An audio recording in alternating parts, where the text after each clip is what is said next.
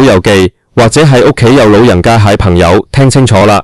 今日要講蟹消息真係好大，直情係關於你每個月落袋蟹錢。政府啱啱公布咗最新蟹場者生活增他調整，最緊要係咩？係放翻咗入息同埋資產限額嘅，係咪等咗好耐呢？唔使再驚，因為多少少錢就攞唔到呢幾千蚊。今日攞就一次過同大家拆解，到底呢次變動同最低工資有咩啦？幾時會有雙糧收？同埋大家最關心蟹節數日係幾時？千祈唔好行開，因為呢啲資訊分分鐘幫你一年攞多幾皮嘢。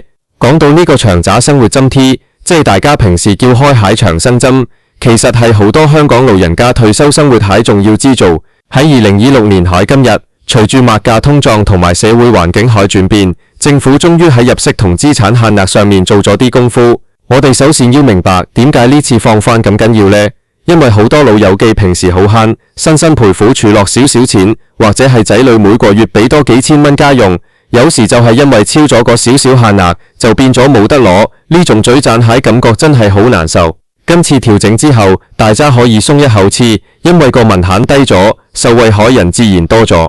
等我詳細講下個數字先。如果你係單身人士，原本喺入息限額同資產限額喺2026年呢個年度已經調高咗。以前你可能擔心自己銀行儲蓄有幾十萬就攞唔到，但依家個資產限額已經放翻到一個更加合理蟹水平。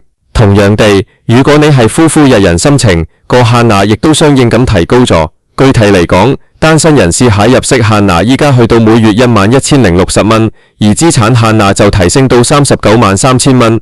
至於夫婦一人，每月入息限額就係16,910蚊，資產限額就係596000蚊。大家要記住，呢啲數字係會跟住每年蟹物價指數調整蟹，所以每年4月都係一個關鍵蟹時間。好多人問我，點解今次放翻會同上調最低工資有關呢？呢個就係好多人忽略咗蟹邏輯。大家諗下，如果最低工資加咗，好多仲喺職場度打拼緊蟹老人家，或者係有一份兼職蟹老友記，佢哋蟹收入自然會增加。如果長生徵個入息限額唔跟住升，咁咪即係變相叫班老人家唔好做嘢。所以政府為咗配合最低工資蟹調整，一定要將長生徵蟹入息上限拉高，咁樣先可以確保一班自力更生仲想發揮餘熱蟹老人家唔會因為加咗少少人工就失去咗份針他。呢個係一個連鎖反應，亦都係政府政策連貫性蟹體現。講到大家最期待蟹雙糧，即係額外發放蟹津貼，呢個通常都係喺財政預算案入面公布蟹大啲。喺2026年呢一年，政府考慮到基層長者蟹生活壓力，決定繼續派發多一個月蟹津他。大家最關心蟹就係接數日同埋發放日期。根據最新消息，如果你喺2026年喺某個特定接數日之前已經係長生真蟹合資格領取人，你就可以自動獲發呢筆額外返償。通常呢筆錢會喺公布後喺2-3個月內直接駁好到你個銀行戶口。如果你係啱啱踏入65歲，想申請呢份津他，記得要配手啲啦。因為呢個接數日係唔等發海遲咗申請，你可能就攞唔到嗰個月蟹雙糧。好多老友記會問，如果我依家先至夠65歲，或者我以前因為資產超標冇申請，依家放翻咗，我應該點做？首先你要準備好晒所有文件，包括身份證、銀行存摺同埋你所有資產蟹證明。記住啊，個資產唔單止係講緊銀行戶口入面蟹錢，仲包括股票、債券、保險計劃入面蟹現金價值。甚至係你喺香港或者內地、海外持有蟹物業，不過你自住嗰層樓就唔計在內。今次新蟹上最好蟹地方就係政府簡化咗一啲審批程序，尤其係針對一啲已經喺社會福利署攞緊其他原造蟹老人家。講到常見問題，第一位一定係問，如果我同仔女一齊住，佢哋俾我蟹家用計唔計入息？呢個問題問得好。其實仔女俾蟹家用係唔計入息限額入面蟹，呢點大家可以放心。入息主要係指你工作賺翻嚟蟹人工、退休金或者係收租蟹收入等等。第二個常見問題就係，如果我有幾份保險，個價值點計？呢個就要睇翻保險公司俾你蟹年度報表，裏面有個叫退保現金價值蟹數字，嗰個就係購入資產蟹部分。仲有老友記問，如果我喺大陸有層樓，但係我自己住緊，計唔計資產？如果嗰層樓係你唯一蟹自住物業，通常係有發免蟹。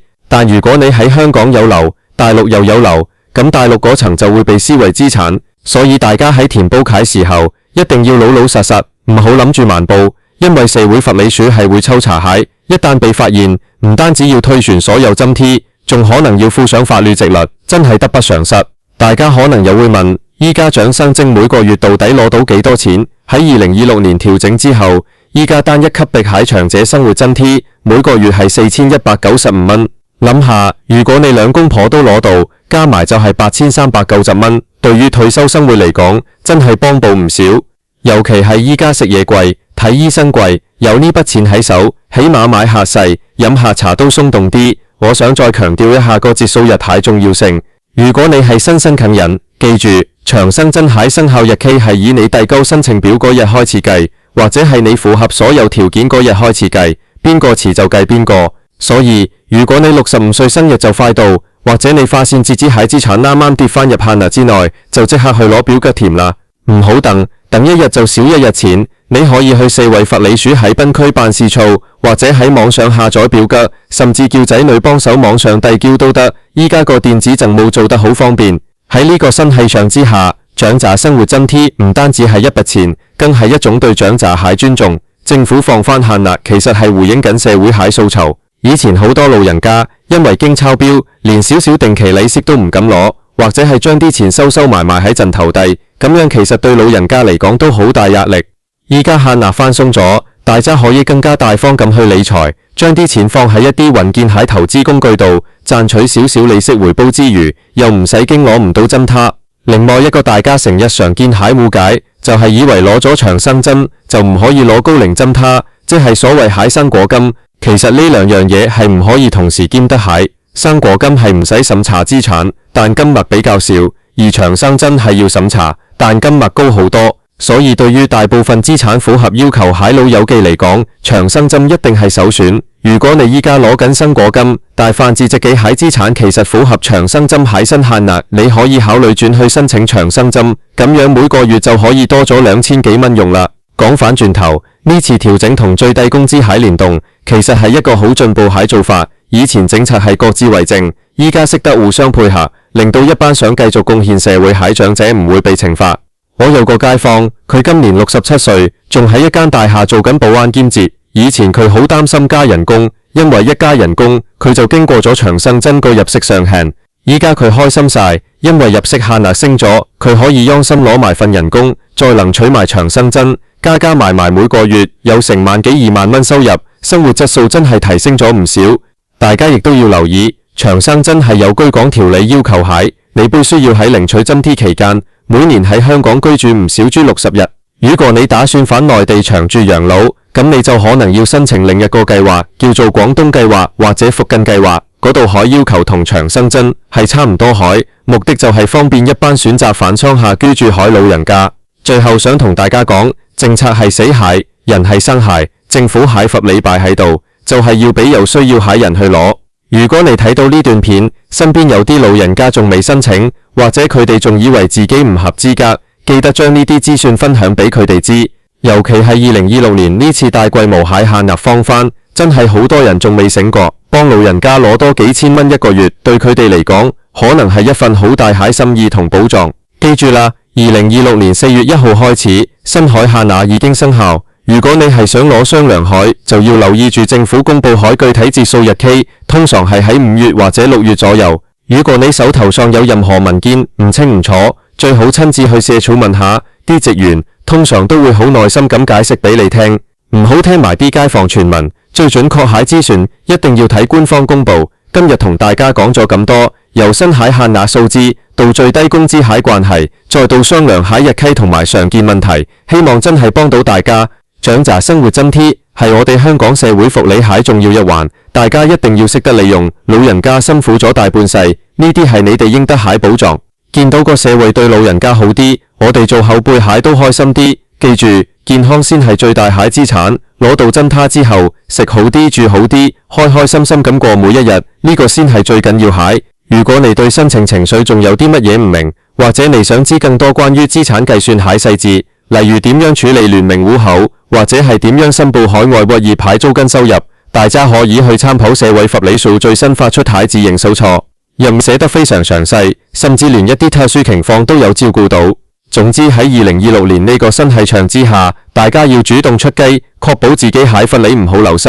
祝各位老友記身體健康，錢袋滿滿，生活愉快。講到尾，資訊就係金錢。喺呢個資訊爆炸蟹年代，好多老人家未必識得喺網上 cut 到呢啲咁詳細蟹變動，所以如果你係年輕一輩，睇到呢度，返去同爸爸媽媽、公公婆婆傾下，幫佢哋對下啲資產入息數字，可能你呢個動作就幫佢哋每個月爭取到多幾千蚊。呢啲錢對老人家嚟講，唔單止係物質上蟹支持，更係心理上蟹安緩。所以大家一定要記住我頭先講嗰幾個關鍵數字。單身人士入息限額11,060蚊，資產限額393000蚊，夫婦一人入息16,910蚊，資產596000蚊。只要你唔過呢個數，你就有機會每個月攞到4195蚊，再加上今年蟹商量安排，只要你喺接數日前成功批核，你就有機會一次過攞到8000幾蚊。呢個機會真係唔係成日有，大家一定要好好把握。再講多少少關於接數日蟹細節。政府通常會喺公布商量政策後，喺1個月內定出接數日。呢個日子係用嚟界定邊啲人係現有受助人。如果你喺嗰日仲申請緊或者未獲批，咁你可能就要等下日波，或者睇下政府有冇追溯安排。一般嚟講，只要你文件齊備，申請過程大約需要1個月到2個月左右，所以依家申請就啱啱好啦，唔好再猶豫，快啲行動啦！希望今日呢啲資訊可以幫到你，或者你身邊蟹人喺2026年蟹日子入面，大家都可以生活得更加安穩，更加開心。政策蟹放返係好事，大家一定要識得善用，唔好擺浪費咗政府蟹一番好意。我哋下次再有新蟹佛利消息，一定會第一時間再同大家分享。各位老友記，拜拜。